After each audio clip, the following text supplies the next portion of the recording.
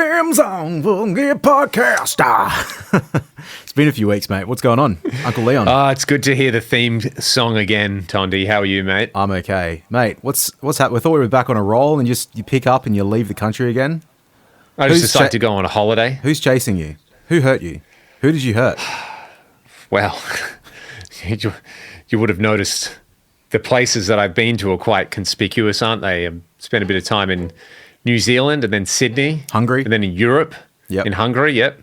It's the goulash mafia, mate. They're after me. Yep. I didn't eat enough of it while I was there.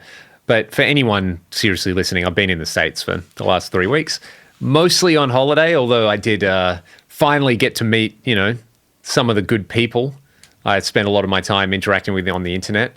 Troy, let me just roll off a few names. Tell me. We've had some of them as guests on the podcast. Mm-hmm. Number one, player of the tournament, Michael Torin. Michael Torin, the Norm Smith medalist. Yep, we actually stayed with Mike, and he is every bit as awesome as you would expect. Mm-hmm. And the gear collection, being in that room, let me tell you, it was pretty insanely amazing. Was it hot? The other thing, well, it was warm, and California coming out of summer. I just mean in that room with all the stuff. No, surprisingly well climate controlled. Mike's a very well cultured and adjusted person, so his house was very, very comfortable. So that was awesome. We caught up with Michael Nielsen, had an absolute gear day, which was cool. Have to say, a lot taller in person than his videos would make him seem. I've had people say that to me a lot, but I got there and I was like, man, he's like our height.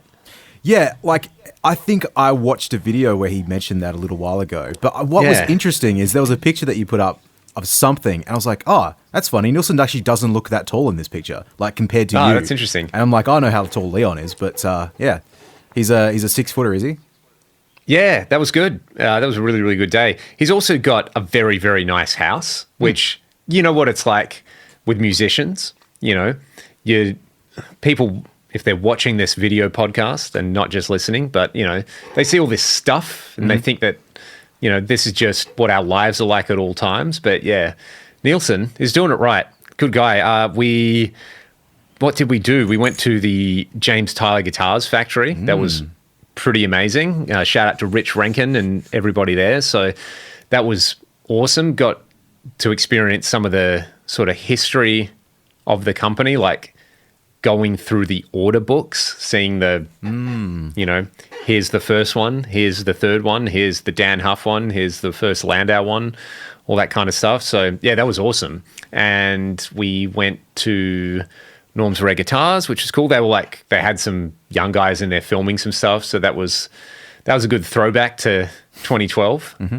You remember that well, don't you? I do. Got a t-shirt. Went the distance, got the t-shirt. Yeah. I don't know what happened to that. I feel like I might have thrown it out, which is a shame. It was brown though. I don't really wear brown t-shirts. I remember the brown one that you had. Yeah. It's not the world's greatest color on anyone. Did that, went to Frayette. So I got to meet Steve, which was amazing. Got there and Steve's in the amp room with half a dozen cabinets and a bunch of heads all hooked up. And he's just cranking Pete Townsend riffs. And it sounded pretty righteous. So yeah, we got to hang out with Steve and see the factory, and that was amazing. I got to play the Aether, or the Ether, whatever he calls it, which is up there with the nicest clean amps I think I've ever tried. So yeah, that was sick. And the factory was, when you're just in a space and you're just yeah, some serious shit happens in here, people who are really good at what they do what they do in here. The highlight was he had an old Variac from the 50s, but an industrial one in the wall. Oh, right. That had been mounted, and yeah, it was sort of the centerpiece in there. So that was super cool. I think it was from an old, distribution grid or something. It had never been opened, so I'm sure Steve would tell the story a lot better than I can, so I won't attempt to do that. Well, maybe you got to make a phone call, get that bloke on.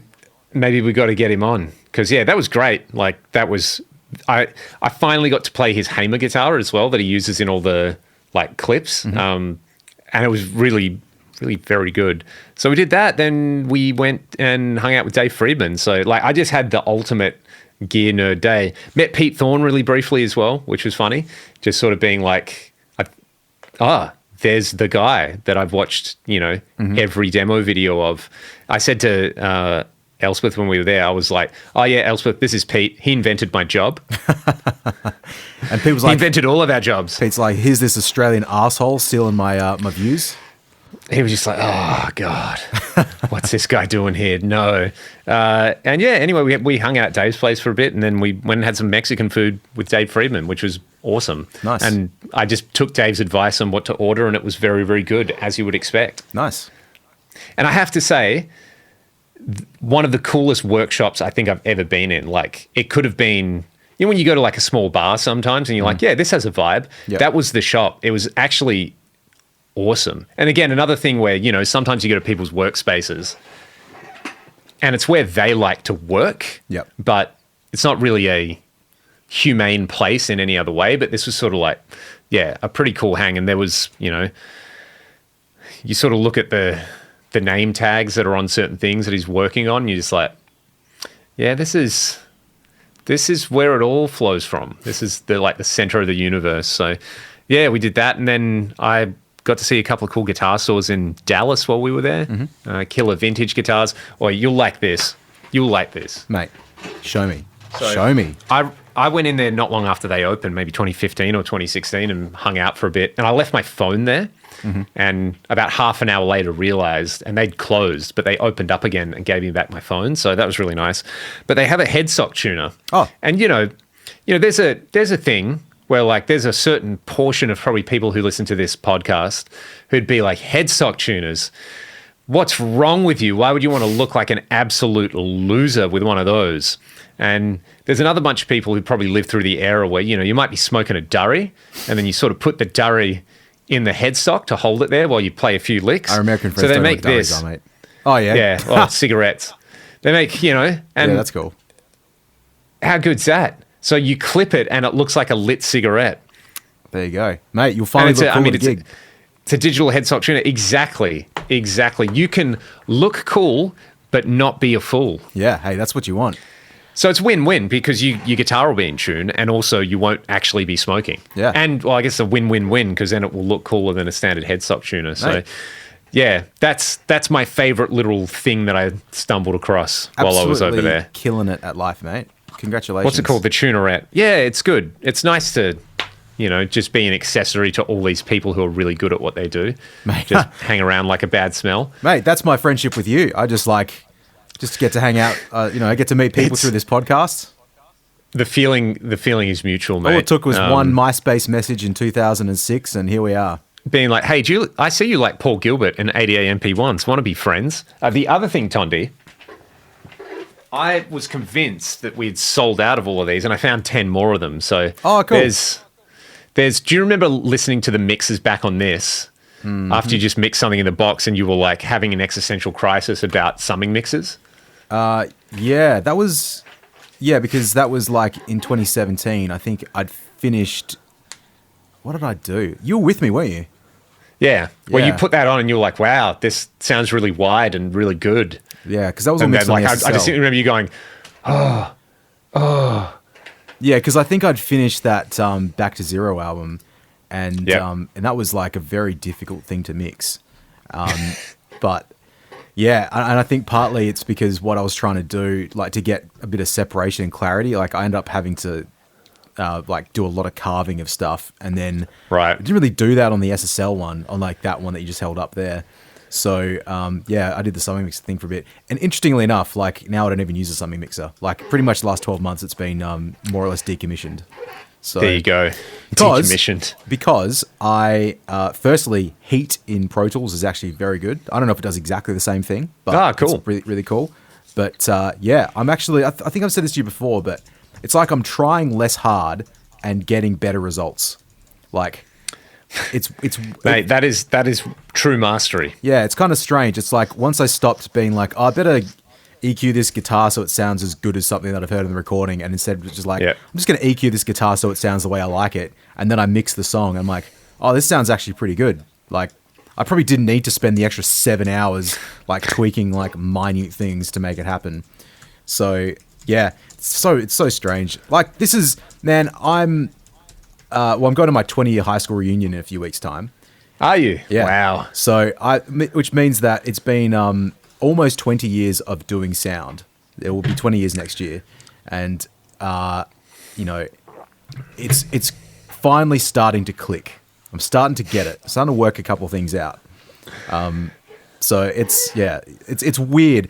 And I see it with students as well. Like you think you know everything. Like when I was doing those albums, you think you know everything. I mixed one good song at that point, or I did one good mix of a song, and I thought I fucking knew everything. And in reality, it just required another like 10 years of experimenting on ragdoll songs before I kind of work it out. So it's a way to do it. Yep. Telethon was a bit of a hammer space fest, wasn't it? I was going to ask, yeah. So Uncle Ian, you played on live television on Sunday morning.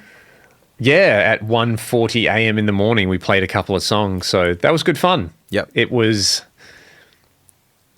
all over so quickly, and they were very well organized. You know, they sort of had us in and out relatively easily. And I put a clip up of some of the songs, which if people still watch my YouTube channel, they probably would have seen and listened to. So it was interesting seeing, of course, there was one person who asked, like, what are you running? And of course it was, we had a 5-minute changeover.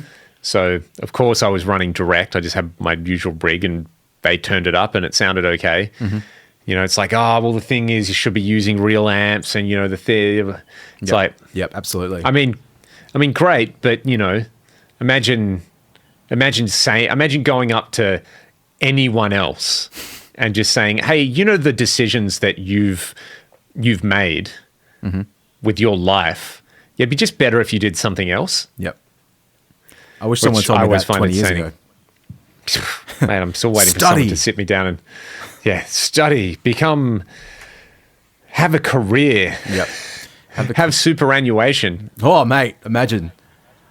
What a time to be alive. But yeah, that was really fun. But yeah, obviously there was a few people you'd work with, like the Deeds, Emily. Yeah, it was another band, else? Solara, was on the next day. So yeah, there was quite a few of like my clients that were there, which is kind of nice. I thought about coming, man. I think I sent you a message because for those of you that aren't in Western Australia, like Telethon is just like an all-night like fundraising event. I think telethons or that style of thing is not like unique to WA, but yeah, there was an episode of Full House about it years and years ago, so I know it's a worldwide thing. But so they raised a shitload of money. I didn't see the final tally. What, like over $100 million? Close to, or something like that. Yeah, I actually didn't see the final tally, but they go all out. Yeah, it's great production, and so it's usually like they start at like 8 o'clock on a Saturday evening, or maybe earlier, 7 o'clock on a Saturday, like PM. It finishes about 8 o'clock the following Sunday, so it's 24 hours of like more or less live television. And it's cool. Like when you're a kid and it's telethon, like I remember in the 90s, it's on all night. So like you might just flick it on and see what's happening. And I remember watching like guitar. That was one of the first times I saw someone in Perth have an Ibanez Gem, and I was like, oh, wow, I can't believe someone's playing a Gem. How did they afford that? And it was they would have been playing it like 2 o'clock in the morning, and so I got to do it about I think the last time I played telethon was maybe 2016 or 17, and I did some late shift ones. It's fun, like there's a lot of people that like you see around casually, and it's a fun like little thing to be a part of. So everyone's doing it for the right reasons as well, Yep. To meet Guy Sebastian. As if he would have been there. You know what we haven't done? I'll ask you about your life in a second. Yep. But how did you feel about the mighty Brisbane Lions demolishing the Sydney Swans, Tondi? Oh, yeah. Again, all of our American fans they can't wait to hear about the football. It's been 14 minutes by my count on this podcast. We barely mentioned it. I was pretty happy. Well, you came around. We had some burgery doos on grand final day. Pretty great. And then you left the next day. So, that's why no pods to update people. But, it was a bit of a dog shit game after the first quarter. Happy for the Lions to get a win. I was probably...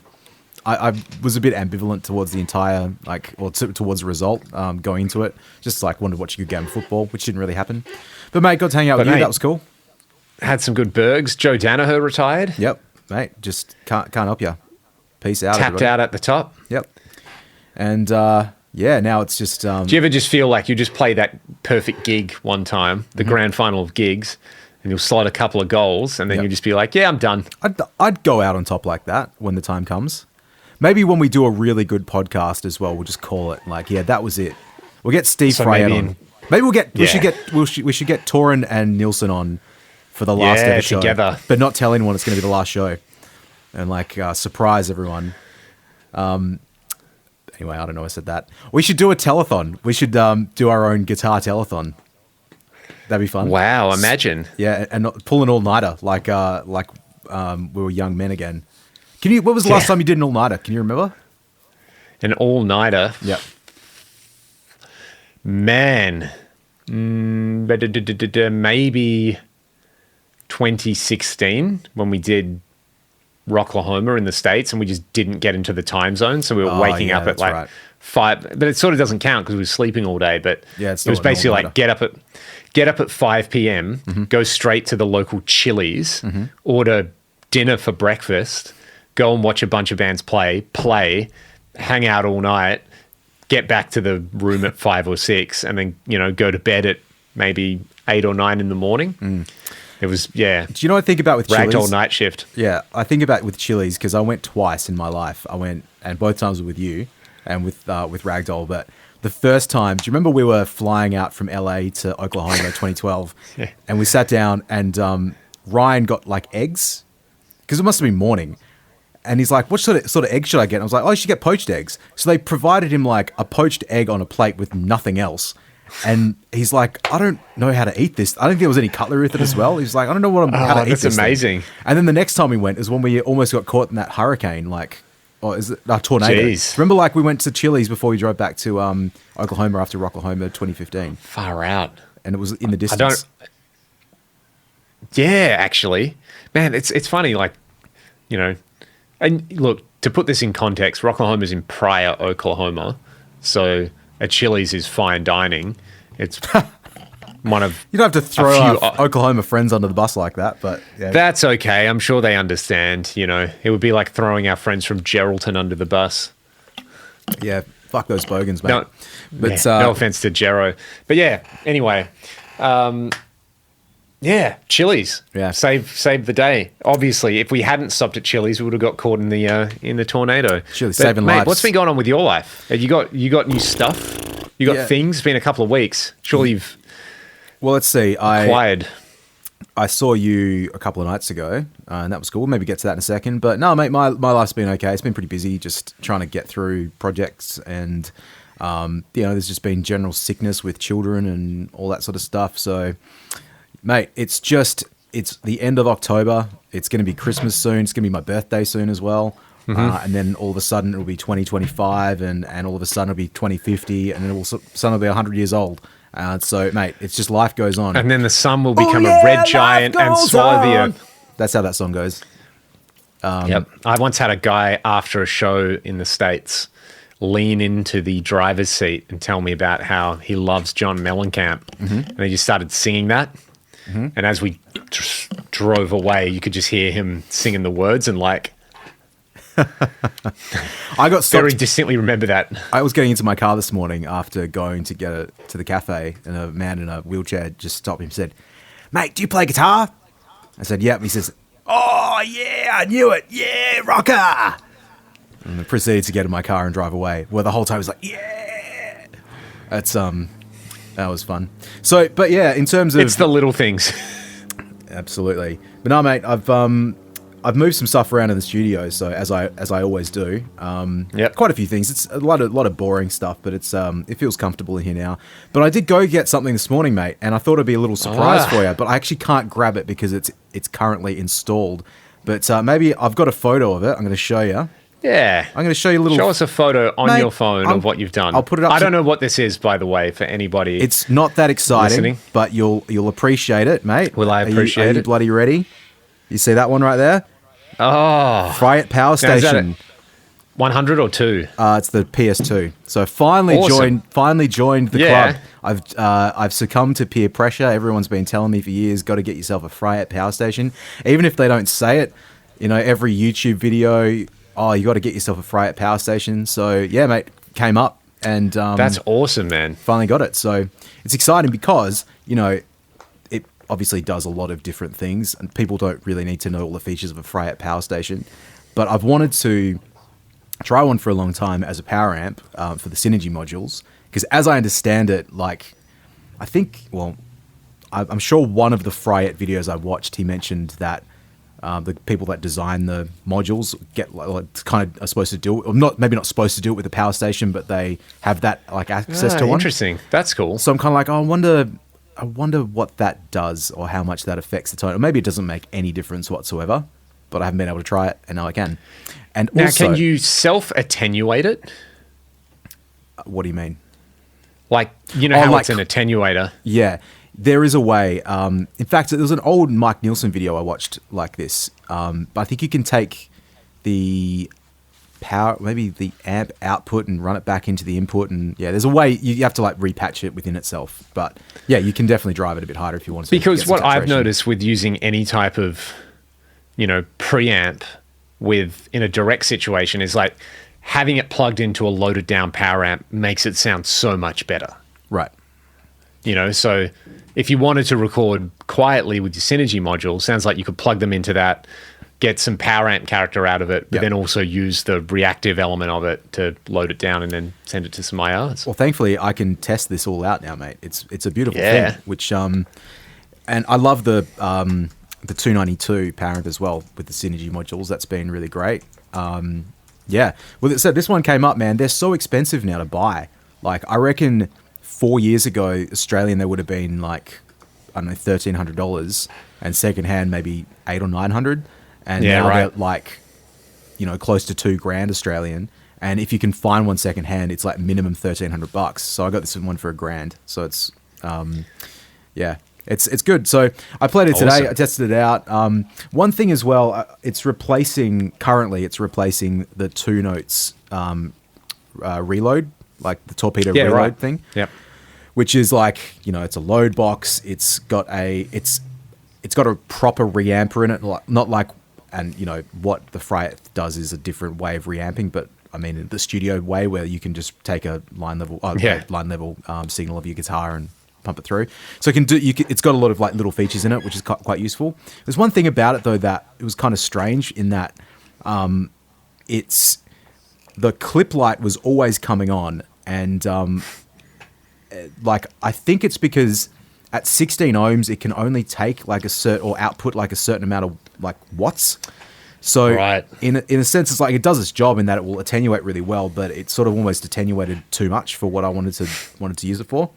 So yeah, there was a bit of a balance sometimes of like trying to find, you know, the volume of the amp, the head, the volume of the unit, and it might have been nothing, but yeah, I didn't twig onto the fact because I wasn't really looking at it that much when I was using it, and I think there's been a couple of times that maybe things were a bit too loud, and yeah, there's maybe a bit too like much sagginess or, you know, weird clippiness going on.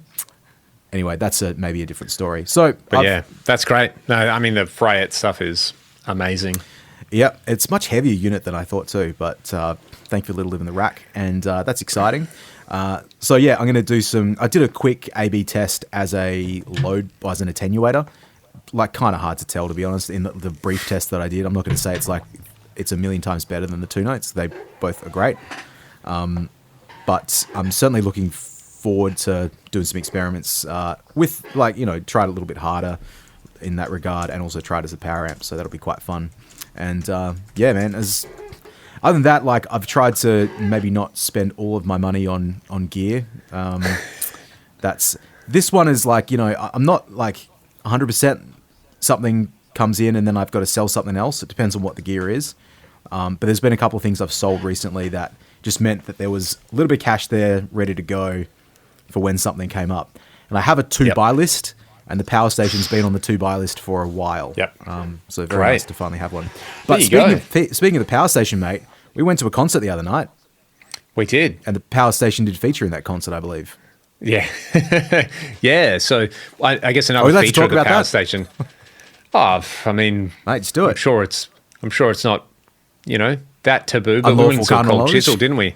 Yeah. But we went and saw the Chiz. I've never seen him before. Yeah, Cold Chisel, seen Barnsey solo and Mossy solo on the same bill, but, not playing together. But, yeah, down at Sandalford, and boy, did it rain. Oh, it was...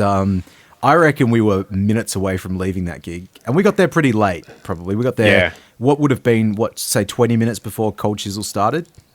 Yep. And then And probably stood in the rain for 40 minutes. Yeah, it was not great. They ran out of ponchos, so that wasn't... Well, I was okay.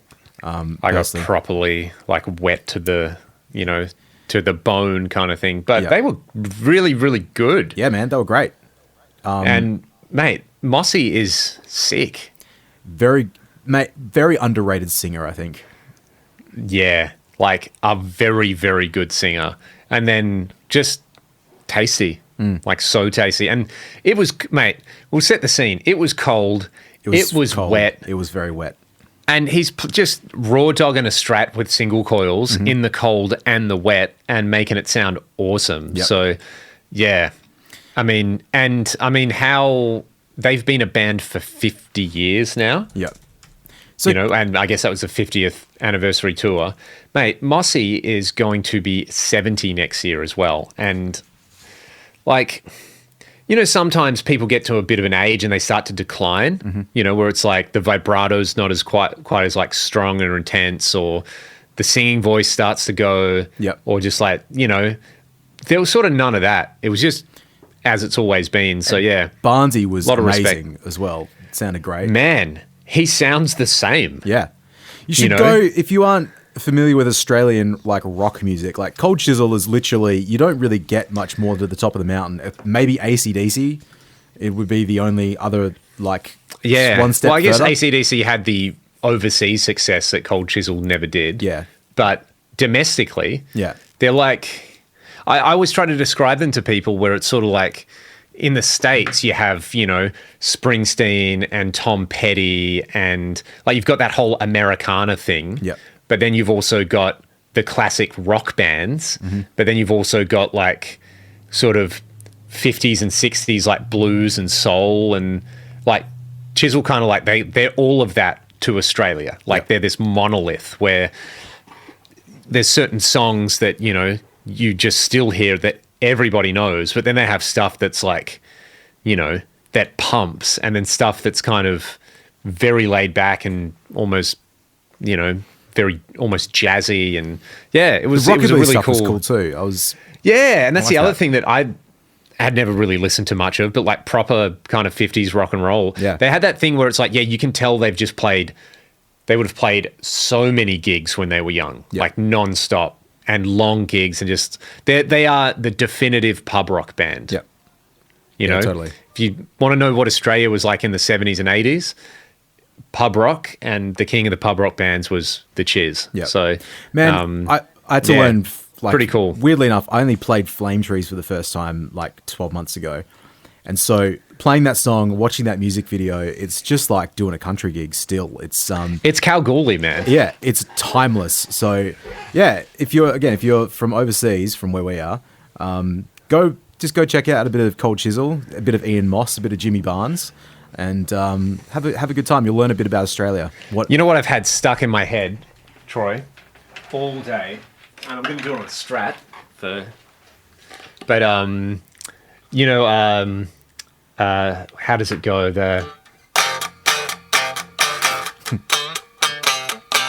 Oh yeah.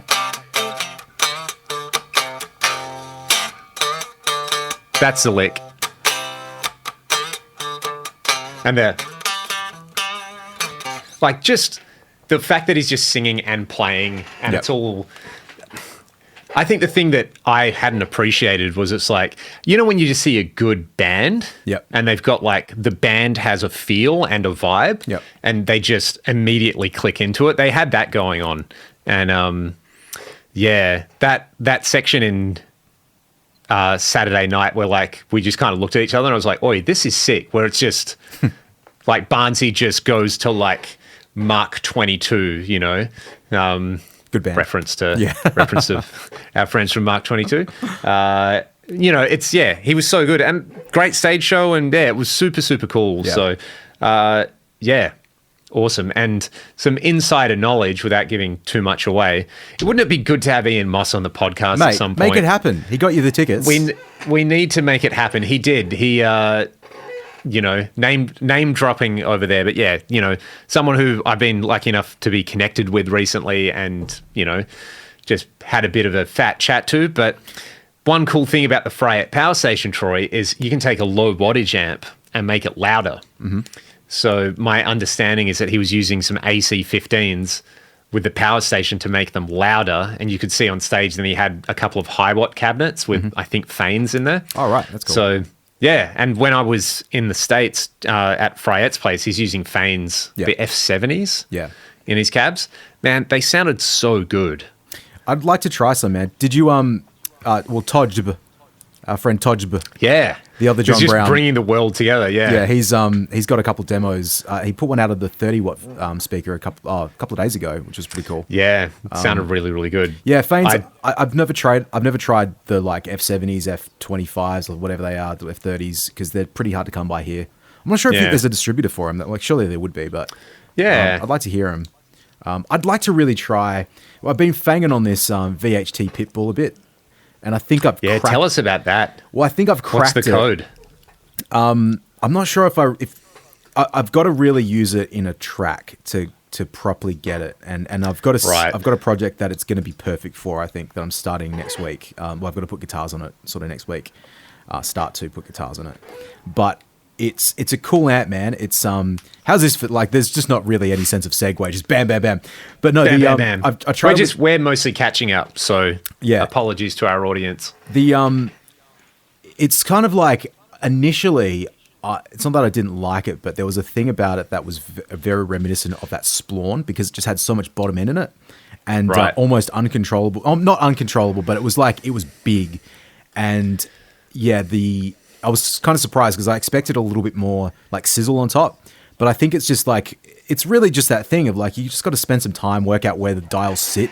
Sometimes on some amps, like a presence control at 9 o'clock means one thing. On others, it's at 3 o'clock. And on this one, you can get away with a lot more, like just cranking like the presence control. Right. And same as like even the treble and mids, like just having them up a little bit made a pretty big difference, which is like, here's some genius for you, mate. Oh, the amp sounds dark. You should turn the treble up. There's a life-changing statement, but it's kind of like... Buddha boom. Sometimes it's like, it's just silly. To me, I found like, knobs at 12 o'clock were maybe just a little dark from what I wanted. But I tried I tried some different cabs. I think with the Vintage 30, like the Marshall B cab that I have with the early 2000s Vintage 30, that's probably the best cab for it. The oversized cab sounded really cool too. Actually, I've got this cab. It's a 1960A, and it's got a pair of K100s in it, which I picked up a couple of months ago, and I literally hadn't, long story short, bought another cabinet with a pair of T75s, a pair of K100s. I was like, I don't need this cab, so I fucked that off, but stole the K100s out of it, replaced it with two other T75s that I didn't need, and so, there you go. But yeah, it was the first time giving that a shot, and I was like, oh, this is kind of interesting. That was the first time I really got to play it, was with this VHT. Going to the V30, I'm like, that's the one. That's the one. So it's sort of some of the stuff that I tried it with. I think having a tube screamer in front sort of helped, at least for the tones, like with a bit of drop tuning stuff that I was trying. Yep. So yeah, it's interesting, man. I think it just needs a bit of. I've got to play it and get used to like where it sits. I think I mentioned this to someone today actually. You sit in front of a Marshall, and a Marshall is pretty straightforward, and it's like if you want more bass, you turn the bass up, and it's not really that complicated in terms of switches. But when you've got a switch, like on that amp, it's got an edge switch, and it's got a voicing switch and a shift switch, and like it is like that is not intuitive. Like it obviously does something, and you can press it and go like, oh, I like this or I don't like this, but sort of doing it and then interacting, like seeing how the knobs interact when you maybe have a switch in, is like, it just takes a little bit of getting used to. So that's kind of the thing that I've got to try, in the coming weeks to get comfortable with. But man, where I got to with it is really cool, like very different. Sort of, there's like a rectoness about it, but a throatiness that is really unique. And I'm not sure if that's the right way of saying it, but yeah, it's just it's a really like different sort of high gain sound. Yeah, I'm really into it. So yeah, that's going to be a lot of fun, man. Be interesting to hear it blended with a few other things. If it's got rectoness and if it's got a bit of marshalliness about it. Yeah, I don't know if it's got marshalliness about it. Maybe it does. Maybe I haven't found that in it yet, or maybe I haven't been playing the appropriate music. I think like it's funny. The last few months, everything feels like it's been Soldano-ish in what I've been doing, because I've got the SLO, I've got that the SLO module for the Synergy stuff at the moment. Got your Astro as well, which I gig. Now I don't know if I remember if I told you, but I gigged with that Astro a couple of weeks ago, and it was fucking unbelievable. Through the orange cabinet that's sort of behind me, in particular. Sick. I played it mostly clean the whole night, and it was unbelievable. So, yeah. But anyway, that's been where I've been. Like, that's been the amp that I've gravitated towards for everything. Nice. So it'd be interesting to just like, let's try VHT now. Let's see what we can do with that. Speaking of Soldano, they literally just dropped the X88IR reissue, which is it's a new thing, but it's a reissue of the X88R. So and I haven't watched your video yet, man. So tell me, what do you reckon? Yeah, it's great. It's great. It's got power amp modeling in it. It's got IR loading in there. There's a good stereo effects loop. It's just good. What I like as well, I think on the old one, channel 2 was the crunch mode and channel 3 was the lead mode.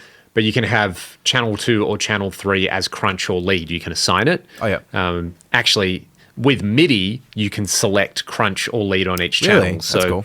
Yeah, and then the clean channel has this altered mode, which is kind of like a pushed mode. It's, I don't know, a little more like voxy sounding to my ears, which is really, really, really good. Like it feels like, all the old rack stuff that I've got, the thing that stops me using it all the time is like, you need a power amp, and if you want to run it direct, you need a load box and IRs, whereas this just has it all in there. It's got, and I saw they also for the Friedman IR series, they updated that with like I don't know what they're doing, but it's like, an AI, so some kind of capture base thing of a power amp. So apparently that has that in there. Right. I wonder if they'll update the Astro as well. But yeah, that and obviously the Friedman IRJ as well, which is like, it's just good. Like it sounds like all the demos I've heard of the amp, which is sort of like my ideal, modded Marshall style thing. So yeah, which was very unfortunate to hear that Jake had been shot on the day that came out. That was bizarre, man. So bizarre. Yeah. But it was immediately came out he'd been shot and he was going to be fine. So, like, I guess that's good, but... I mean, man, to be hit that many times and still be okay, like, so fortunate, so grateful he's okay, Yeah, because he was on Tone Talk, a couple of weeks ago as well. Yeah, I watched that. So I think I was listening to it live. Talking about the issues he's had with his hands and stuff like that. So, yeah, man, like... just out walking the dogs and that happens. It's not a very nice thing, is it? Yep. Yeah, no good. So all the best, Jake. Yeah. But, the pedal is great, and they've updated the IRX and the IRD with the new power amp modeling, which I think sounds really good. Cool. Yeah. Far out. Man, there's been a lot of stuff. This little beast came out. Mate, yeah, well, I messaged you because... I think like a picture, maybe a day before it was released or 2 days before it was released, it just came out. And I was like, mate, is this real? And you bloody kept your mouth shut on that one, didn't you? You can see, people know that I'm good at maintaining my NDA and not sharing it with anyone. If I'm not telling Troy, who am I telling? Yep. So that's kind of been a long time in the works. I made a bunch of factory presets for it, which are in it, which is super cool. And yeah, I'm looking forward to see how I think it's awesome as it is, where it's people have been asking Fractal to do like a dedicated reverb or delay pedal for a long time. But you get a reverb and a delay and whatever else you want. You can use like 4 multi-tap delays in one patch if you want. You use 2 high-quality reverbs, 2 high-quality pitch. It's a monster. It's, you know, I think when it dropped, a lot of people were like, oh, it's only 4 blocks. It's like, yeah, you can do a lot with that, more than that. But just quickly, so I asked you this the other day, actually, when we caught up. So can you send MIDI control messages from it, like CC messages and... I'm not sure about CCs, but I just PCs? did a video with that in the IIJ where it sends program changes. Okay. Well, that's basically, yeah. Because I think that's a really cool thing. Like, you know, the Soldano Astro, for example, like you can chuck that in the loop, hypothetically, and then literally all you need, it's like, there's your channel, your foot switch to change channels on your amp. There's all your effects. Go 1, 2, 3. Yeah, easy peasy. But even like that X88R, it's like, if you want a very contained rig with the best effects that you can have with channel switching, and like, man, you can do so much with a system like that, which is really cool. And it's a bit analog, it's a bit digital, it's a bit of everything. Yeah, best of all worlds. Yeah, it seems to be, you know, where things are heading, which is nice. Like you can tell they put a lot of effort into making it very quick to use, sort of less. Maybe restricting some of the options on there, but I think for a lot of people, probably for the better, where you don't get too far down the rabbit hole of, I can run things in to this with a loop and something else. Like, no, just what you see is what you get. Use it. On that train with on that train of thought with it, is there any way of accessing that with like the computer editor, or is it is all just very limited from like? It's from what's been said on the forum, a few. As I understand it, under the hood, it's still got sort of the grid system. You can run things in parallel and things like that. So, you know what? While we're... actually, I can't hook that up because I'm... Yeah, okay. You can do stuff in... Let me show you. Let me show you, mate. This will be absolutely terrible. But yeah, you can run blocks in parallel. You can... And all the stuff you need to do, you can do from the front panel. Yep. But also with the editors, obviously easier. So, and it boots in like 10 seconds as well, which is pretty novel. So that's on. Let's see. Let me show you a preset, which maybe has some stuff in parallel. Where do I go? Page across. So you can see the... Well, let's make sure that I actually get it on. So you can see those 2 blocks there are routed in parallel. The rest of it, you can go through and sort of set the what's engaged, what's not engaged, and the sort of the main display, though, is, you know, you've got a presets mode, so you can switch presets, and it's all gapless as well, which is cool. That's cool. And then if you go to the select over here, then you've got a scenes mode.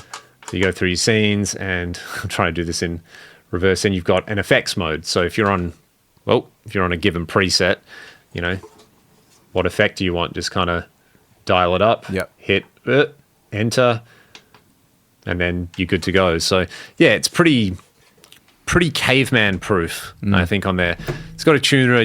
There's a separate tap tempo screen. You can connect pedals. You've got MIDI. It's a bit of a beast, especially, and it's pretty well priced. I think $699 US. Yeah, it was like, which is 1,500 or something Australian I saw, or maybe less than that. Which is, you know, cheaper than something like an Eventide H90, which does do some slightly different routing things. You can have stereo inserts with the H90, whereas this, if you want to use it in 4-cable method, it's mono. But again, it's designed for people who just use an amp. Like that with the Astro, you know. Yeah. What more do you need? Boost, delay, modulation, or reverb or something in there, and then you can use it to change, you know, MIDI it up, and you're pretty ready to roll. It's pretty great. Yeah, I really like it, man. It looks a lot like my AX8, actually, in terms of full I'm actually pretty stoked with I'd love it if they did, you know, an amp all-in-one like amp modeler. I'd love it if this was the format going forward. Because again, kind of AX8-ish. It's kind of nice. Very powerful. It's a little less chonk than the FM9, which I think it will just fit on pedal boards a little bit easier. But I looked at that. I could see how I could incorporate that into my rig, probably more than some of the other units that are out there. But I mean, they're all good though. It's you kind of spoiled for choice these days. It's a bit not shit. It's great. Crazy, man. Boss have a small format modeler coming out as well, which should be out by the time I post this. It's 3:19 p.m. It launches in less than an hour mate. At the time of recording. So I'll leave that as a surprise. Yep. But there's that. There's the, this is an effects only thing, obviously. But yeah, there's so much in that space, which is cool. It's good for people to have options. Yep. I feel like maybe people are getting a bit cynical with stuff where it's like if something's missing one feature that they want, then the product's a failure. It's like there's others, if there's like a hierarchy of importance with this stuff, right? Like what's important? Is it sound quality? Is it being able to run a bunch of different effects? Is it automation? Is it user interface? Ease of use? Is it user interface? Not everybody has the same priorities with this stuff. So Fractal stuff always sounds incredible. So that's the fact that you can get their reverbs and delays in a box that you can use with anything, I think is probably worth the price of entry alone. The fact that you can actually get access to their entire effects library is kind of a nice bonus. I actually didn't expect them to do that. So yeah, super cool. And I just noticed I put a very, very big scratch on the front panel already because Good on you, mate. That's what I do. Earlier today, I was coiling a cable and I didn't realize it was still plugged into one of my guitars. So I just heard ga-dunk, pulled it straight off the chair. So luckily everything's okay. I've had 2 cable rolling stories that just I think about occasionally. One was like recently I was doing this school music concert thing and I was just in a hurry trying to get a cable off stage. I was rolling this cable so quickly. You know how they kind of flick like a whip? And it was literally, I think I clocked this kid in the head. And thankfully it was like he didn't say anything about it. And I was like, oh, you okay? You okay? And he was like, yeah, it's fine. But it's like, man, just a little bit harder. You can, like, you get someone in the eye doing that. That would be awful. Like, mate, you ever done that and got yourself in the penis? I was going to say, mate, like I did that with speak-on connectors. Oh, I did that years ago, like probably 15 years ago. Same deal, rolling it really quickly and flicked it and hit myself in the nuts. And that was not fun. That was very luckily it was kind of like a small asteroid hitting the Earth. Amen, brother. So, what else? Yeah, well, tell me about that guitar, mate. It's like awesome. I really, really dig it, dude. So what's it called? The Ultra? Ultra 2, yeah. It's the thing for me is got a compound radius board. So,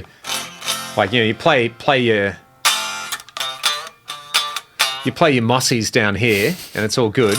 But then when you're doing these mossies, it's actually so comfortable to bend on. Just like bending on the E string on a Strat. Yep. Why bother? Mm-hmm. So yeah, really good. I really like the trem. Oi, have you seen these like pop in, pop out trem arms? Not for a Fender. So I put the thing in and I was like, man, this thing is just like, it keeps falling out. This is the worst design ever. I didn't realize that you actually have to just Do you know what? Someone else has told me that before as well. Come to think of it. And then it's perfect. But yeah, very, very impressed. It's got the Lumenlay side dots as well. Oh, that's cool. So I've got in January and February a fringe season with Club Cabaret coming up. So I had a few times with that show where they black out the stage completely, and I was playing the rubato with the Lumenlays, and that actually saved my life. And then you'd hear the bass go, sort of trying to find, you don't realize how much you actually rely on seeing the side dots until you don't have them. My Sir, like the most expensive guitar that I own, that has fucked me a few times for the same reason, like because it's a like roasted maple board with black fucking fret markers. You just can't see anything. Like, and I did that fill-in festival with Chaos Divine years ago, like the Soundwave thing, and like in a tent, like dark stage, and I'm like, hanging by the seat of my pants, like generally because it's fucking hard music to play, and I'm like, oh shit, is this the 10th fret or the 12th fret? Like, I can't see anything, and there's a couple of reasons I stopped playing that guitar live, but that's one of them. Like, can't see the fretboard, and it's too nice. I don't want to break it. So, yeah, but that looks awesome. I didn't watch your video. I'm a bit behind on my Leon tottering. Yeah, there you go. I've just been asking. I'll do it. Yeah, go on. I'll do another one because I actually filmed that in July in Sydney, so I didn't really have any of my gear. But watch the Soldano video. It's in the Soldano video. The thing is, like, early 90s Ty Tabor vibe when he was using those Zion or Zon guitars, whatever they were. Mm-hmm. That's the vibe this gives me. They have the little like S1 switch thing to coil tap, which is pretty cool. The bridge humbucker tapped is like, that's 90s King's X basically. So yeah, I'm very happy with that. That's awesome, man. Very, very, very cool. Well, mate, anything else you want to quickly roll over before we say farewell for this episode? This grand old gear catch up. That might be. When are you going to Brisbane? That's a couple of weeks, right? Yeah, so on the 1st of November, 1st and 2nd of November, I'll be at the Noosa Guitar Festival. So that's next week. I fly to, yeah, not this weekend, but the next one. So if anyone in Noosa is there, come down and check it out. There are heaps of awesome artists. On the Saturday night, I'm playing a few songs as part of like a Hendrix celebration kind of thing. So we should try and do an episode before you leave then. Yeah, absolutely. So because are you leaving on Thursday or what? Leave Thursday night, yeah. Oh, mate, we just do on Thursday day. No big whoop, mate. There you go. Well, with that, Tondi, I'm going to say farewell to everybody. Thanks for tuning in. Be sure to tell your mates about the Gear Podcast. Sing them the theme song. Let them know what it's all about. You can find the words. They're online. I put them on lyric something. What's that? Lyricfinder.net. So it's there. You can find the tabs in Ultimate Guitar if you want. Yep. Awesome. All right, man. Enjoy the rest of your day. Thank you, everybody, for tuning in. We will see you on the next one. Peace.